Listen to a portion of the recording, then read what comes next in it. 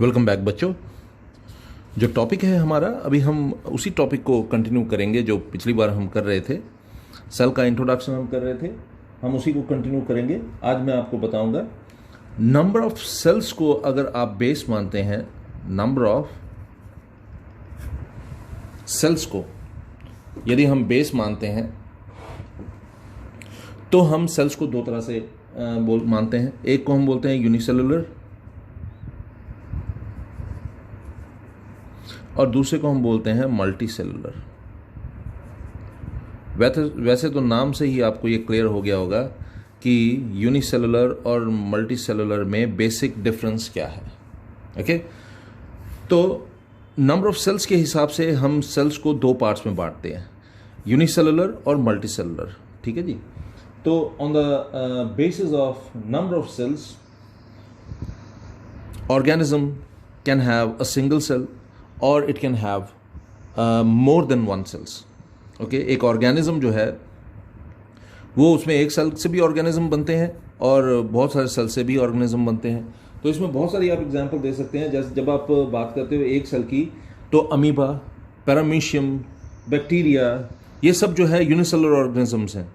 Okay, multi cellular में तो आप बहुत सारे एग्जांपल्स जानते होंगे, प्लांट्स, एनिमल्स, फंजाई, ये सब जो है ये मल्टी सेलुलर ऑर्गेनिजम्स की एग्जांपल्स है। तो सबसे पहला इसका बेसिक जो यूनिसेलुलर, ये सिंगल सेल से बनता है, सिर्फ एक सेल। लेकिन यहाँ मोर देन वन सेल, एक से ज़्यादा सेल होंगे। ठीक है, तो मैंने इसका एग्जाम्पल भी आपको दिया। मैंने कहा अमीबा हो गया, पैरामीशियम हो गया और बैक्टीरिया हो गया। और मल्टी सेलुलर में मैंने आपको एग्जाम्पल दिया, फंजाई हो गए, प्लांट्स हो गए, एनिमल्स हो गए, ये सब जो हैं इसके एग्जाम्पल्स। ओके, तो चलते हैं। यूनिसेलुलर में there is no division of labour in prokaryotes.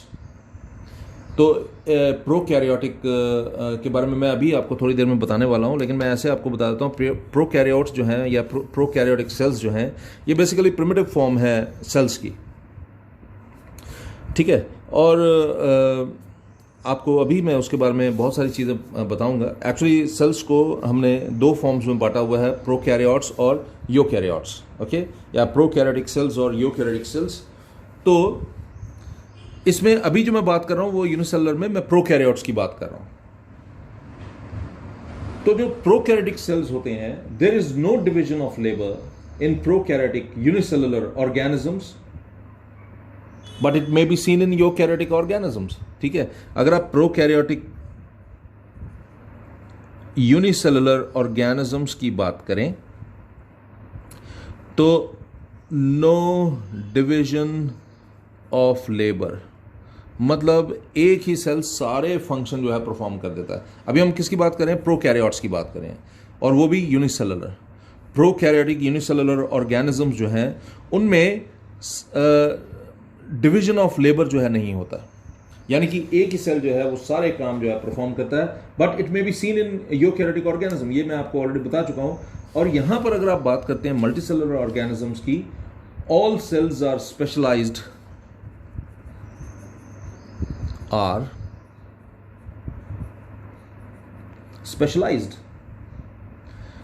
specialized for what? To perform, they are specialized to perform different functions. Okay, they are specialized to perform different functions, यानी कि एक cell के ही अंदर division of labour जो है वो मौजूद होता है। इसके अलावा सिर्फ सेल के अंदर नहीं होता, मैं आपको बता दूं, there is division of labour within a cell as well as group of cells. Cell के अंदर एक इंडिविजुअल सेल के अंदर भी डिवीजन ऑफ लेबर होता है, इसके अलावा ग्रुप ऑफ सेल्स के अंदर भी डिवीजन ऑफ लेबर होता है। मैं एक बार दोबारा से आपके लिए रिपीट कर रहा हूं, आप ध्यान से इसको सुनिएगा। जब आप यूनिसेलुलर ऑर्गेनिजम्स की बात करते हैं, यूनिसेलुलर ऑर्गेनिज्म में हम कहते हैं कि वो सिंगल सेल से बना होता है। और एक और चीज़ जो मैंने इसमें आपको बताई, प्रोकैरियोटिक यूनिसेलुलर ऑर्गेनिज्म जो होता है उसमें डिवीजन ऑफ लेबर नहीं होता। हाँ, यूकैरियोटिक में वो हो सकता है। मल्टीसेलुलर ऑर्गेनिज्म की बात की, इसमें मोर देन वन सेल होता है। और दूसरी खास बात थी, इसमें सारे सेल्स जो हैं वो एक पर्टिकुलर फंक्शन परफॉर्म करने के लिए स्पेशलाइज्ड होते हैं। और इसके अलावा एक और, all cells are specialised to perform different functions, so there is division of labour within a cell as well as group of cells. और मैंने इसमें एग्जाम्पल भी आपको दिया, मैंने इसमें एग्जाम्पल आपको दे दिया था, याद होगा, अमीबा का दिया था और पैरामीशियम का दिया था और बहुत सारे बैक्टीरिया। और यहाँ पर मैंने आपको जो एग्जाम्पल, इसमें तो आप ढेर सारी एग्जाम्पल ले सकते हैं, प्लांट्स हो गए, एनिमल्स हो गए, फंजाई हो गया, जो मर्जी आप इसमें लिखिए, ठीक है। तो ये है नंबर ऑफ सेल्स के ऊपर ऑर्गेनिजम्स की डिवीजन, यूनिसेलुलर एंड मल्टीसेलुलर। आप चाहे यूनिसेलुलर बोलें या मल्टीसेलुलर बोलें, जो मर्जी बोलें, लेकिन फैक्ट ये है, जो लाइफ की बिगिनिंग होती है किसी भी ऑर्गेनिज्म की, चाहे मैंने कहा यूनिसेलुलर ऑर्गेनिज्म की बात करें, चाहे आप मल्टीसेलुलर ऑर्गेनिज्म की बात करें, एक बहुत ही इंटरेस्टिंग फैक्ट है और वो ये है, लाइफ जब स्टार्ट होता है, यानी कि जब एक बच्चे की फॉर्मेशन होती है मदर के पेट के अंदर, तो वो एक सिंगल सेल की फॉर्म में ही होती है। उसको हम क्या बोलते हैं? We call it zygote. Okay, zygote. So the life of a multicellular organism begins with a single cell, always remember, and this single cell is known as zygote. तो थोड़ा सा और आगे बढ़ते हैं। हम सेल के बारे में पढ़ तो रहे हैं, लेकिन फैक्ट ये है कि हम सेल के बारे में पढ़ क्यों रहे हैं? क्या सेल हमारे लिए इतना इंपॉर्टेंट है? तो डेफिनेटली जब मैं कैरेक्टरिस्टिक फीचर्स बता रहा था सेल्स के, तो मैं बहुत सारी चीज़ें आपको बताई होंगी, लेकिन अभी जो है हम फंक्शंस के बारे में बात कर लेते हैं। फंक्शंस ऑफ सेल्स, सेल्स के क्या फंक्शंस हैं? तो सबसे पहला फंक्शन सेल का, it provides structure, okay, and support. ये स्ट्रक्चर और सपोर्ट प्रोवाइड करता है। याद रखिए, फंक्शन ऑफ सेल आप पढ़ रहे हैं और सबसे पहला काम जो हम सेल का पढ़ रहे हैं वो ये है, it provides structure and support, ठीक है। दूसरी बात, it facilitates growth through mitosis के थ्रू इट फैसिलिटेट्स ग्रोथ। तो मैं आपको बताऊं, आपके जहन में आया होगा कि सर माइटोसिस वर्ड हमने यूज़ किया, ये माइटोसिस वर्ड एक्चुअली होता क्या है? तो माइटोसिस सेल डिवीजन की एक टाइप है, सेल डिवीजन की एक टाइप है mitosis, which results in two cells with the same number of chromosomes as original cell. Suppose करिए हमारे पास, सपोज करिए एक सेल है और ये एक सेल जो है ये दो सेल में बढ़ जाता है, ओके, एक सेल है ये दो सेल्स में बढ़ गया, और अगर ये सेल दो सेल्स में बटा और जितना नंबर ऑफ क्रोमोसोम, सपोज करिए इसमें n क्रोमोसोम्स हैं, तो आप देखेंगे इसमें भी n क्रोमोसोम्स हैं और इसमें भी n क्रोमोसोम्स हैं, ओके। एक सेल है दो पार्ट्स में बट गया, जितने क्रोमोसोम्स इसमें हैं उतने ही क्रोमोसोम्स इसमें हैं। हम इस तरह की सेल डिवीजन को बोलते हैं, we call it mitosis. So functions of cells हम पढ़ रहे हैं, उसमें सबसे पहला फंक्शन है it provides structure and support, second part है it facilitates growth through mitosis. तो तीसरी बात, थर्ड चीज वो क्या है? इसमें एक्टिव और पैसिव दोनों ट्रांसपोर्ट होते हैं। मैं आपको एक्टिव और पैसिव ट्रांसपोर्ट के बारे में मैंने सोचा था कि पहले बताऊंगा, लेकिन चलो कोई बात नहीं। एक्टिव और पैसिव ट्रांसपोर्ट के ऊपर मैंने एक पूरा लेक्चर जो है वो बनाया हुआ है, काफ़ी बड़ा है, तो हम वो भी अभी डिस्कस करेंगे थोड़ी देर में। लेकिन पहले हम देख लेते हैं कि फंक्शन ऑफ सेल हम पढ़ रहे हैं, provide structure and support, facilitates growth through mitosis and allows both active and passive transport, ठीक है। ट्रांसपोर्टेशन सेल के अंदर दोनों फेजेस में होती हैं, दोनों टाइप से होती है। एक्टिव ट्रांसपोर्ट भी होता है, पैसिव ट्रांसपोर्ट। इसके ऊपर मैंने जैसा आपको बताया एक वीडियो बनाया हुआ है पूरा, आप ज़रूर उसको देखिएगा, आपको इसमें बहुत सारी चीज़ें जो हैं वो समझ आएंगी। मैं आपको ऐसे बता देता हूँ, ऑस्मोसिस हो गया, डिफ्यूजन हो गया, या और भी कोई भी तरीका होगा अगर ट्रांसपोर्टेशन का, तो वो सब जो है सेल्स जो हैं उनमें हो सकता है। तो फोर्थ हम पॉइंट डिस्कस करने जा रहे हैं। सेल की खास बात यह है कि बॉडी में जो एनर्जी प्रोड्यूस होती है वो बेसिक लेवल में सेल में ही प्रोड्यूस होती है। ठीक है, सेल का एक पार्ट होता है माइटोकॉन्ड्रिया। ठीक है, एनर्जी उसको पावर हाउस बोलते हैं, आपको पता होना चाहिए, उसको पावर हाउस कहा जाता है। तो एनर्जी जो है वो सेल के अंदर प्रोड्यूस होती है। तो 4 पॉइंट्स हमने पढ़े, provide structure and support, second facilitates growth through mitosis, third allows active and passive transport, and fourth it produces energy. तो fifth part, create metabolic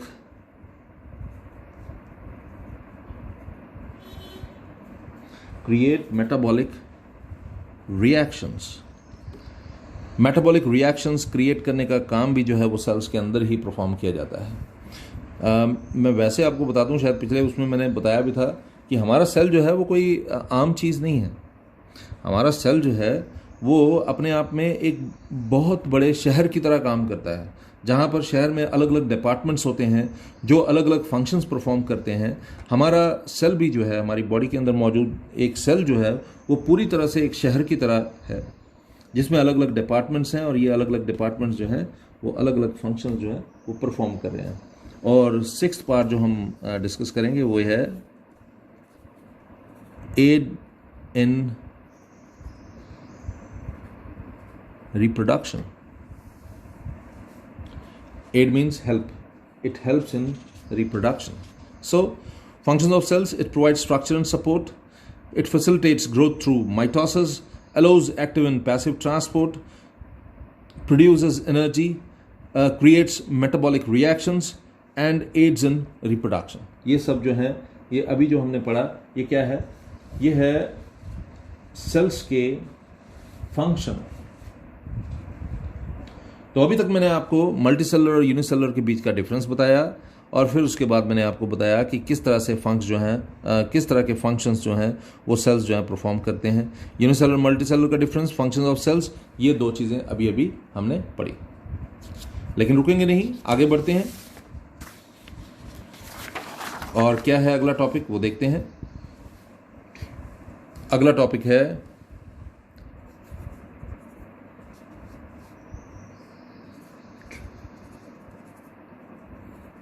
prokaryotic cell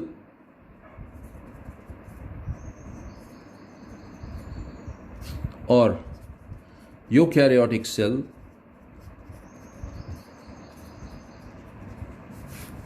का डिफरेंस। प्रोकैरियोटिक सेल और eukaryotic cell का difference, उसमें सबसे पहला point जो हम study करेंगे वो ये है, प्रोकैरियोटिक सेल्स बहुत ही छोटे होते हैं। They are extremely small. कितने small? They can be 1 to 10 micrometer. Okay, they can be 1 to 10 micrometer. Okay, 1 से 10 माइक्रोमीटर तक इनका साइज हो सकता है। लेकिन यूकैरियोट्स में ऐसा नहीं होता, ये थोड़े से बड़े होते हैं, और इनका साइज जो है ये लार्जर होते हैं साइज में, लार्जर इन साइज। और कितना लार्जर होता है मैं आपको बता दूं, 5 to 100 micrometer.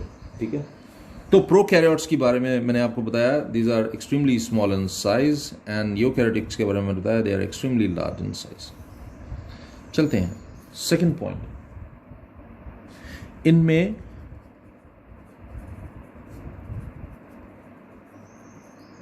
Nuclear membrane absent है। इसमें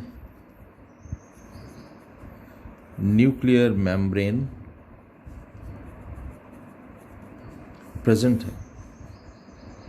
प्रोकैरियोटिक सेल्स एक्सट्रीमली स्मॉल है, 1 से लेकर 10 माइक्रोमीटर तक हो सकते हैं। यूकैरियोटिक सेल्स भी बहुत छोटे होते हैं, लेकिन ये बड़े होते हैं as compare to prokaryotic cells, and इनका साइज जो है 5 to 100 माइक्रोमीटर होता है।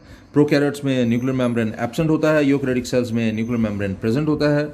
और थर्ड पॉइंट जो आप पढ़ने जा रहे हैं वो ये है, इसमें सिंगल क्रोमोसोम होता है, सिंगल क्रोमोसोम। लेकिन क्या सिंगल क्रोमोसोम इसमें होता है? ऐसा नहीं होता, इसमें हमेशा more than 1 chromosome. Okay, so prokaryotic smaller, nuclear membrane absent, contain single chromosome. Eukaryotic, they are larger in size as compared to prokaryotes. Nuclear membrane present and more than 1 chromosome. Okay, look at the fourth part.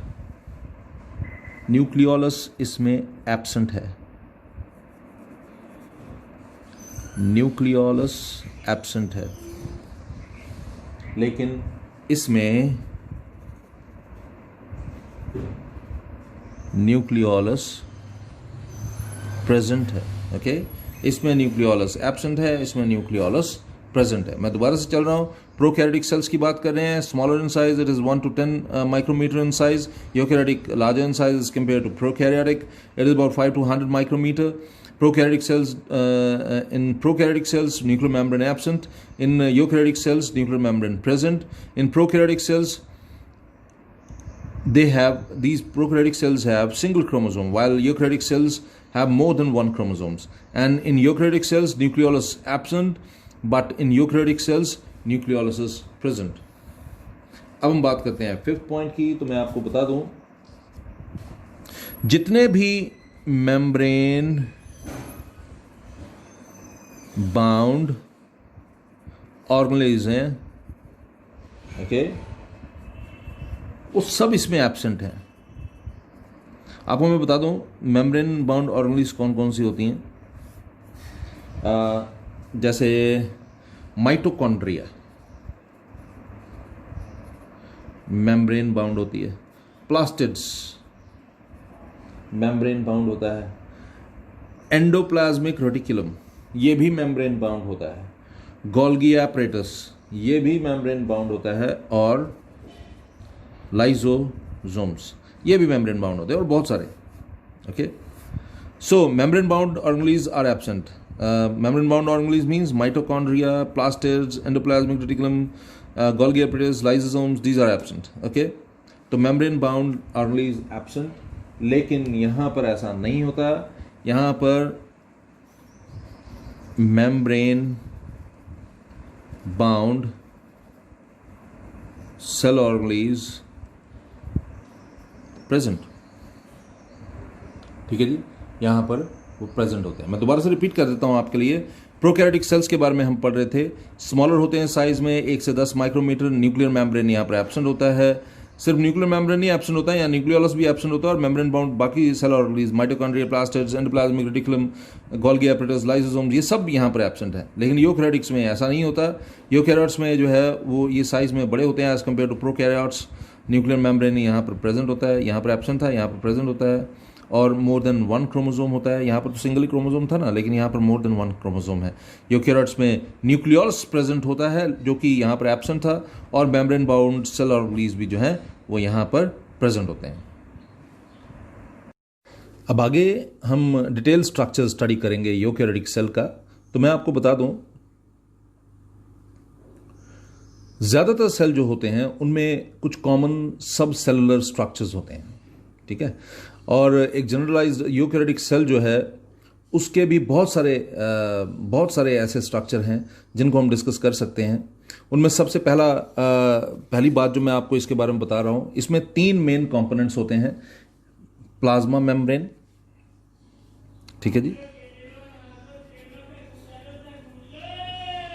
Plasma membrane,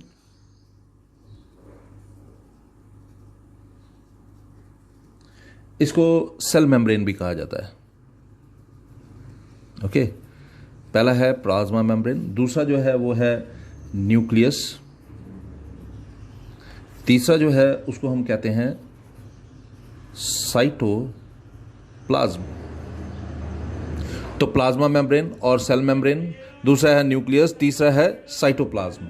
जब आप plasma membrane की बात करते हैं, plasma membrane जो है उसके बारे में आपको बता दूं, हर सेल जो होता है उसके आसपास एक अलग तरह की कवरिंग होती है जिसको हम बोलते हैं प्लाज्मा मेम्ब्रेन।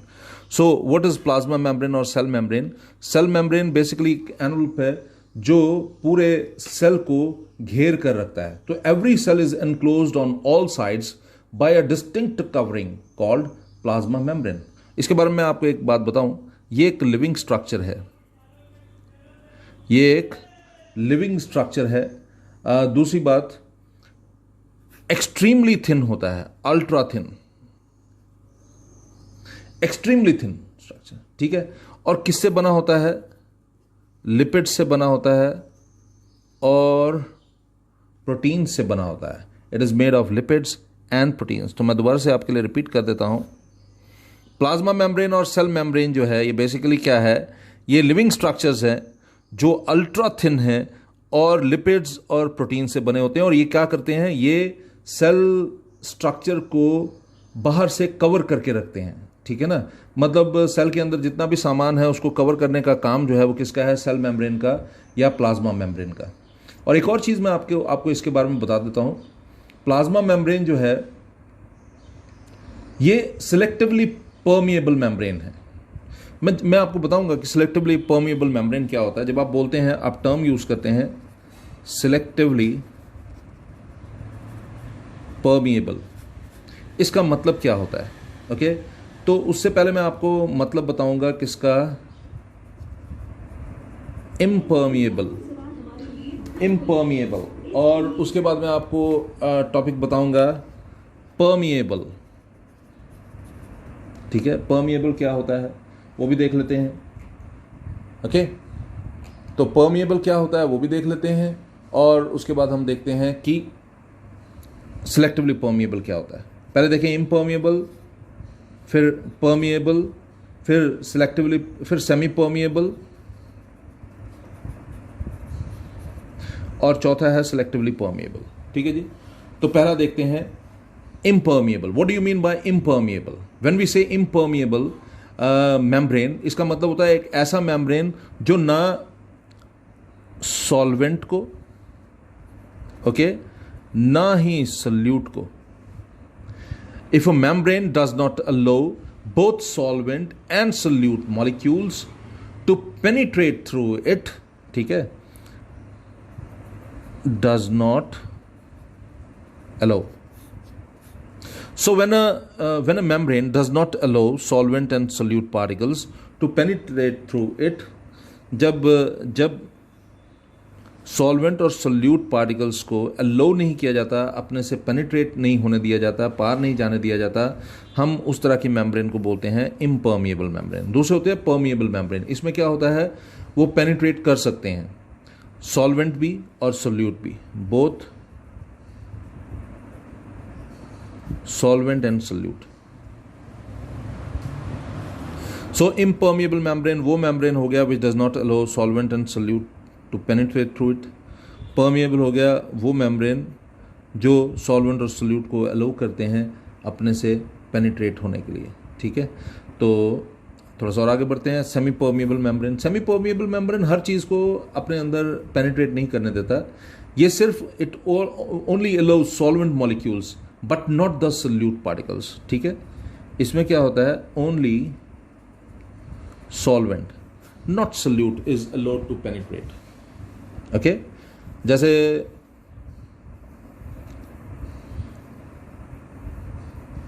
सेमी परमिएबल की जब आप बात कहते हो तो इसमें आपने ध्यान में रखना है कि सिर्फ सॉल्वेंट को अलाउ किया जाता है पेनिट्रेट होने में, सोल्यूट को अलाउ नहीं किया जाता। तो तीन मैंने आपको बताया। इम्परमिएबल, इम्परमिएबल में ना तो सोल्यूट ना ही सॉल्वेंट जो है अलाउ किया जाता है। परमिएबल में बोथ सॉल्वेंट और सोल्यूट दोनों को अलाउ किया जाता है। सेमी परमिएबल में सिर्फ सॉल्वेंट को ही अलाउ किया जाता है पेनिट्रेट होना, ठीक है। लेकिन अभी हम बात कर रहे हैं सिलेक्टिवली परमिएबल।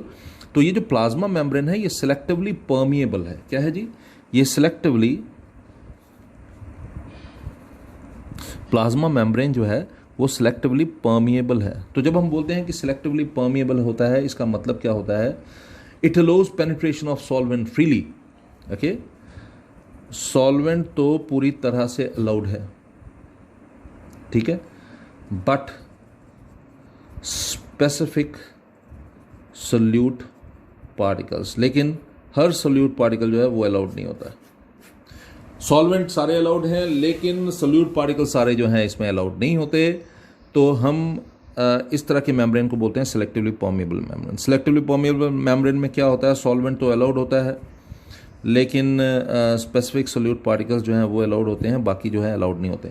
मैं रिपीट कर देता हूँ, मैंने अभी आपको क्या बताया? मैं प्लाज्मा मेम्ब्रेन के बारे में बता रहा था। मैंने आपको बताया प्लाज्मा मेम्ब्रेन जो है वो एक लिविंग स्ट्रक्चर होता है और एक्सट्रीमली थिन होता है। और ये एक्सट्रीमली थिन लेयर जो है किससे बनी होती है? प्रोटीन से और लिपिड से। और प्लाज्मा मेम्ब्रेन की एक खास बात ये होती है, ये सिलेक्टिवली परमिएबल होता है। तो मैंने सिलेक्टिवली परमिएबल बताना था, लेकिन मैंने इसके साथ ही आपको और कुछ टर्म्स भी बता दिए। Impermeable, permeable, semi permeable, selectively permeable. Impermeable जिसमें ना सोल्यूट एंटर कर सकता है ना सॉल्वेंट। परमिएबल में सिर्फ both solute and solvent. Semi permeable में सिर्फ सॉल्वेंट एंटर कर सकता है, सोल्यूट नहीं कर सकता। और सिलेक्टिवली परमिएबल में सॉल्वेंट तो एंटर कर सकता है, लेकिन कुछ हद तक कुछ केसेस में सोल्यूट जो है वो भी जो है वो एंटर कर सकता है, ठीक है। मैं अभी आपको बता रहा था प्लाज्मा मेम्ब्रेन के बारे में। एक बार फिर से हम प्लाज्मा मेम्ब्रेन को स्टडी कर लेते हैं। प्लाज्मा मेम्ब्रेन मैं फिर से आपको एक बार बता देता हूँ। प्लाज्मा मेम्ब्रेन मैं आपको बता रहा था, प्लाज्मा मेम्ब्रेन जो है ये एक लिविंग स्ट्रक्चर है, ठीक है जी। दूसरी बात, अल्ट्रा थिन स्ट्रक्चर है। और तीसरी बात, ये लिपिड्स और प्रोटीन से बना होता है। किससे बना होता है जी? लिपिड्स और प्रोटीन से बना होता है ये, ओके। और चौथी बात जो है इसकी वो ये है कि ये सिलेक्टिवली परमिएबल होता है, और मैंने वो आपको बता दिया कि सिलेक्टिवली परमिएबल का मतलब क्या होता है। उसके बाद हम बात कर रहे थे न्यूक्लियस की, तो न्यूक्लियस की बात कर लेते हैं। न्यूक्लियस हर यूकेरियोट में, किसमें? यूकेरियोटिक सेल्स में। यूकेरियोटिक सेल्स में एक डीपली स्टेन्ड बॉडी होती है, एक डीपली स्टेन्ड स्ट्रक्चर होता है जिसको हम कहते हैं न्यूक्लियस, ओके। न्यूक्लियस जो है ये हर यूकेरियोट के अंदर मौजूद होता है। ये एक डीपली स्टेन्ड राउंड बॉडी होती है। कैसी बॉडी होती है? ये राउंड बॉडी होती है, ओके। राउंड होता है इसका स्ट्रक्चर, और अक्सर ये बिल्कुल सेंटर में लोकेटेड होती है, लेकिन कभी कभी साइड पर भी हो सकती है। एनिमल सेल्स में ये अक्सर बीच में होती है, लेकिन अगर प्लांट्स की बात करें तो प्लांट्स में ये बीच में नहीं हो पाती, क्योंकि प्लांट्स के बारे में मैं आपको एक बात बताऊं, प्लांट्स के अंदर पाउचेस होते हैं जिनको हम वैक्यूल्स बोलते हैं। और ये वैक्यूल्स क्या करते हैं? ज़्यादातर सैप को, वाटर को स्टोर करते हैं, जिसके कारण क्या होता है, ये पाउचेस फूल जाते हैं, और इनके फूलने के कारण अंदर जितने भी सेल ऑर्गेनीज होती हैं वो अक्सर साइड पर चली जाती हैं, ठीक है। तो it is located certainly in animals,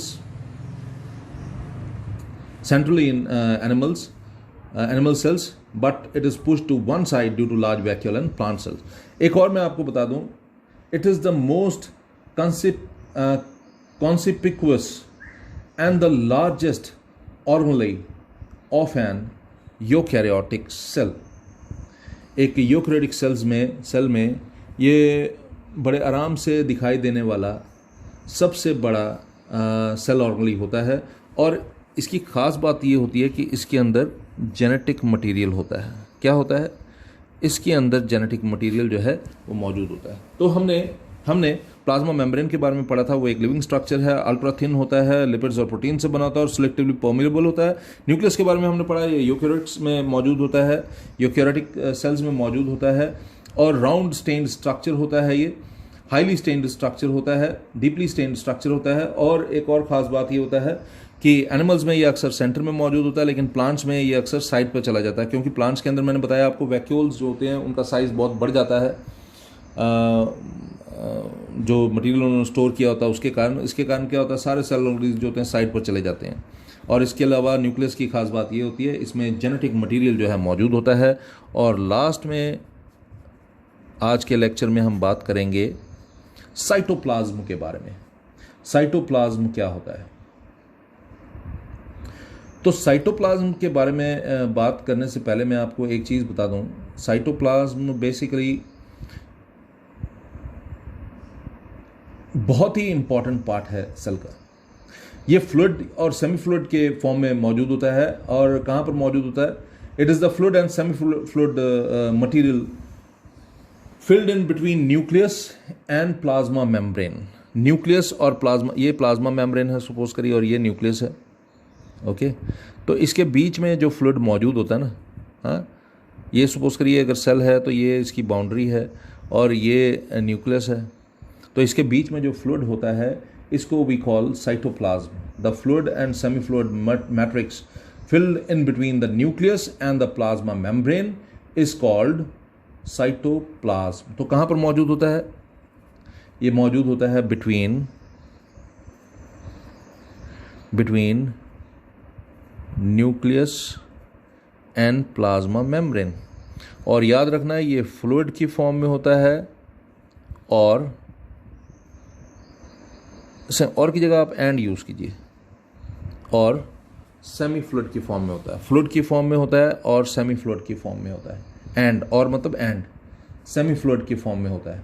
और ख़ास बात ये होती है इसके अंदर बहुत सारी चीज़ें फ्लोट कर रही होती है जिनको हम बोलते हैं सेल ऑर्गेनीज। सेल ऑर्गेनीज जो है इसी में फ्लोट करती हैं और each cell organelle perform specific function, ये तो आपको पता ही है। और all the components of a cell taken together keep it living. मैं आपको एक बात बताऊं, कोई भी पार्ट जो है बिना एक दूसरे के हेल्प के सर्वाइव नहीं कर सकता सेल के अंदर। हर पार्ट जो है एक दूसरे की हेल्प से चलता है। ठीक है, मैंने अभी आपको साइटोप्लाज्म के बारे में बताया। साइटोप्लाज्म जो है ये बेसिकली फ्लूइड और सेमी फ्लूइड मटेरियल है जो न्यूक्लियस और प्लाज्मा मेम्ब्रेन के बीच में मौजूद होता है। सारे सेल ऑर्गेनीज इसमें फ्लोट करते हैं। फिर उससे पहले मैंने न्यूक्लियस के बारे में बताया था। ये यूकैरियोटिक सेल्स हैं, राउंड और डीपली स्टेन्ड होते हैं, राउंड होते हैं एंड डीपली स्टेन्ड। और इसकी खास बात ये होती है it contains genetic material. Okay इसमें जेनेटिक मटेरियल मौजूद होता है। फिर हमने बात की थी प्लाज्मा मेम्ब्रेन की। प्लाज्मा मेम्ब्रेन की बात हमने सबसे पहले की थी। एक लिविंग स्ट्रक्चर है जो अल्ट्रा थिन होता है, लिपिड्स और प्रोटीन से बना होता है और सेलेक्टिवली परमिएबल होता है। उससे पहले मैं आपको परमिबिलिटी के हिसाब से कितने स्ट्रक्चर्स हैं, impermeable, permeable, semi permeable, selectively permeable. Impermeable में सोल्यूट और सॉल्वेंट दोनों पेनिट्रेट कर जाते हैं। परमिएबल में सोल्यूट और सॉल्वेंट नहीं पेनिट्रेट करते। परमिएबल में सोल्यूट और सॉल्वेंट दोनों पेनिट्रेट कर जाते हैं। सेमी परमिएबल जो है उसमें सिर्फ सॉल्वेंट जो है पेनिट्रेट कर पाता है। सिलेक्टिवली परमिएबल में सॉल्वेंट पेनिट्रेट तो करता है लेकिन कुछ स्पेसिफिक सोल्यूट पार्टिकल्स भी जो है पेनिट्रेट कर जाते हैं। और इससे पहले मैंने आपको प्रोकैरियोटिक सेल्स के बारे में बताया, यूकैरियोटिक सेल्स के बारे में बताया, उनके बीच का डिफरेंस बताया मैंने आपको। और उससे पहले मैंने आपको फंक्शन बताया था सेल्स का, जो मुझे पूरी उम्मीद है आपको बड़े अच्छे से समझ आया होगा। इसके अलावा मैंने एक टर्म बताई माइटोसिस, वो भी आपको अच्छे से समझ आया होगा। और उसके पहले मैं आपको बता चुका हूँ किसके बारे में, यूनिसेलुलर ऑर्गेनिज्म और मल्टी सेलुलर ऑर्गेनिज्म के बारे में। तो आज का लेक्चर इतना ही रखते हैं। मुझे पूरी उम्मीद है कि ये टॉपिक आपको अच्छे से समझ आया होगा। फिर भी कोई प्रॉब्लम होगी तो बात ज़रूर कीजिएगा। Good day.